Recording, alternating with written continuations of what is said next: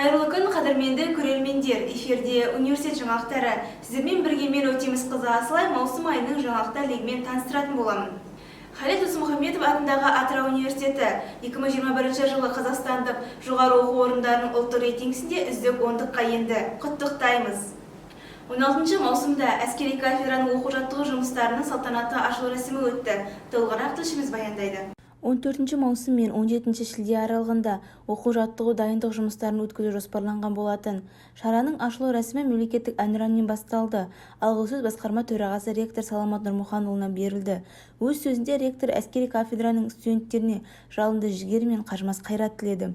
Шараның келесі бөлімі әскери кафедраның бастығы Серік Акирұлының тілегімен жалғасты. Аяқталу кезеңінде 4 взводтан құралған 114 студент саптық жүріспен айналып, оқу-жаттығу дайындық бөліміне оралды. Биылғы жоспарға сәйкес жалпы 100 студент запастағы лейтенант шенін алып, әскери билет алуға жұмыстануда. Қалған 94 студент келесі жылы тәмамдайды. Университетіміздің 70 жылдығына орай 70 тау өсіру, көгалдандыру бағытында ауқымды жоба өз жұмысын жалғастыруда. Бұл жоба iSpace Coworking және бизнес-инкубатор орталығы мен экокампусы дамыту бөлімінің бастамасымен Сальвадора арт-дизайн кешенінің қолдауымен басталған ауқымды жоба. Экокампустың негізгі мақсаты университет аумағын бірдей ландшафтты дизайн және көгалдандыруға негізделеді. Осындай идеяны жандандырып, қолдау білдірген дизайн мамандығының студенттері университет ауласындағы талдарға табиғат тақырыбына қатысты әртүрлі суреттерді бейнелеп, айналаны таңғажайып әлемге айналдыруда.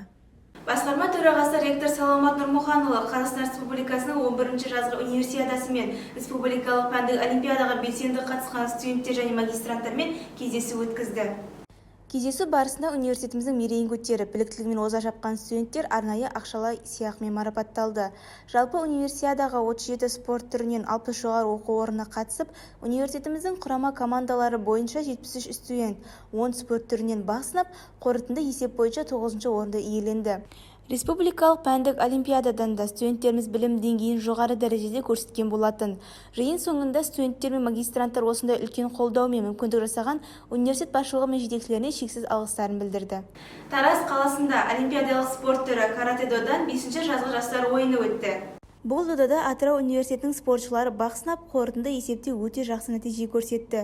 Дене шынықтыру және спорт мамандығының 3-ші курс студенттері Әбілмансұр Батырғали 67 кг салмақта 1-ші орын, Бейбарыс Жаңбыр 75 кг салмақта 2-ші орын, 1-ші курс студенті Нұрсұлтан Қалиев 60 кг салмақта 3-ші орын иеленді.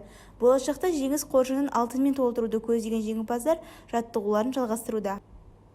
2020-2021 оқу жылының 2-ші академиялық кезеңіндегі емтихандық сессияның нәтижелері бойынша студенттердің рейтингтері қорытындыланды.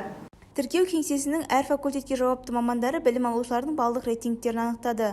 Алынған нәтижеге сәйкес үздік деп танылған студенттерге университетіміздің басқарма төрағасы ректор Саламат Нұрмұханұлы өз атынан алғыс хат табыстады. Шараға көктемгі емтихандық сессияда жоғары рейтингке ие болған студенттермен қатар ата-аналары да қатысты. Сонымен қатар шалғайдағы студенттеріміз онлайн форматта Zoom бағдарламасы арқылы байланысқа шықты. Айта кетейік, университетімізде көктемгі емтихандық сессияда академиялық рейтинг бойынша ең жоғары көрсеткіш көрсеткен 46 білім алушы алдыңғы қатардан көрінді. Археологиялық экспедицияға шыққан Халид Досмұхамедов атындағы Атырау университетінің ғалымдары мен студенттері тарихи жәдігерлердің куәсі болды. Толығырақ бейнематериалда. Экспедицияның негізгі мақсаты темір дәуіріне жататын қорғандарды зерттеу болатын. Осы бағытта Қызылқоға ауданындағы Мұқыр ауылдық округінің аумағында орналасқан қорғандарға қазба жұмыстары жүргізіліп, зерттеу нәтижесінде Қарақұдық қорымынан Сармат дәуіріне жататын жауынгерлердің сүйегі табылды. Аталмыш экспедиция 24 мамырдан 5 шілдеге дейін созылды. Мол тәжірибе алаңына айналған қорымнан қой сүйектері, қыш құмыра, қару-жарақтардың шығуы, тарих мамандығында оқитын студенттерді бейжай қалдырмады. Хисмет Табылдиев атындағы Каспий өңірінің тарихы, археологиясы және этнологиясы ғылыми зерттеу институтының жетекшісі Сайпулла Сапанов құнды ақпараттармен бөлісті. Ел тәуелсіздігінің 30 жылдығы аясында Таман Амандосовтың ғылыми педагогикалық және журналистік қызметіне арналған республикалық ғылыми конференция өтті.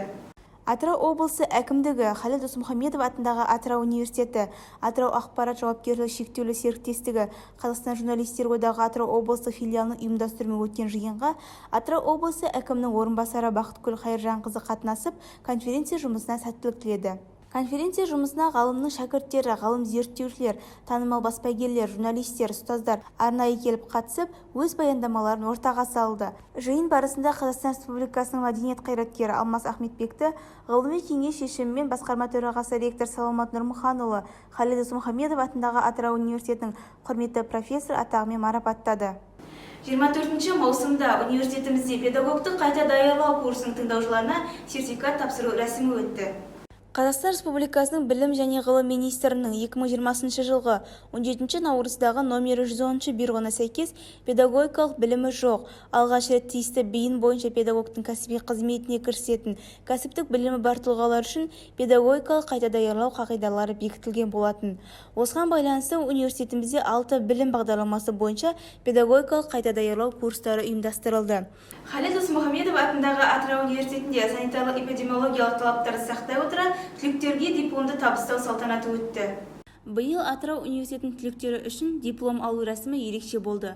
Алғаш рет университет өз үлгісіндегі дипломдарын ұсынды. Басты негізге алынған бағдар диплом берушінің имиджі емес, бітіруші түлектердің құзыреттілігіне назар аудару болып табылады.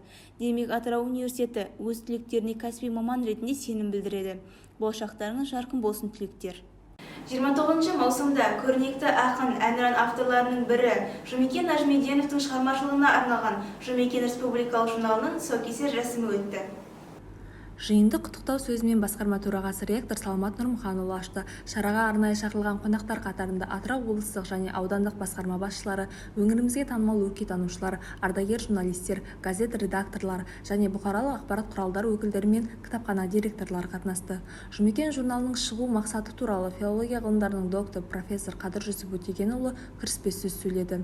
Журналдың лентасын композитор Илья Жағанов, Атырау облысы тілдерді дамыту басқармасының басшысы Әлия Қыстаубаева, ардагер журналист Өтепберген Әлімгереев және ақын Бақытгүл Бабаш кесті. Салтанатты шара барысында Болат медиа мекемесінің басшысы баспагер Болат Батыр, профессор Қадыр Жүсіп Өтегенұлы мен композитор Илья Жағановқа Махамбет атындағы республикалық сыйлықты табыстады. Сонымен қатар басқарма төрағасы ректор Саламат Нұрмұханұлы және университетіміздің бірқатар профессор оқытушылар мен қызметкерлеріне естелік сыйлықтар табыстап, алғыс хатпен марапаттады. Қадірлі көрермен, маусым айының жаңалықтар легі осындай. Сіздермен болған мен Өтеміс қызы Асылай. Жағымды жаңалықтармен жүздескенше аман сау болыңыздар.